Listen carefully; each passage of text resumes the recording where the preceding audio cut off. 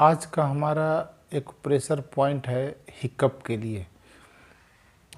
अगर आपको बार बार किसी वजह से हिकअप हो रही है, हिचकी आ रही है, तो इसके लिए हमारे पास एक पॉइंट है। राइट हैंड में रिंग फिंगर जो हमारा है, इसका जो अपर जॉइंट है यहाँ पर, तो इसमें हमको क्या करना है कि एक 1/2 इंच का पेपर टेप है जिसके ऊपर हमने फेनुग्रीक सीड यानी मेथी लगा रखा है। इसको इसके जॉइंट के अराउंड इस तरह से आपको लगाना है। लगाने के बाद इस तरह से इसको प्रेस करना है। इसको 5 से 10 मिनट के लिए प्रेस कीजिए, फिर इस तरह से आपका हिकअप बंद हो जाएगा।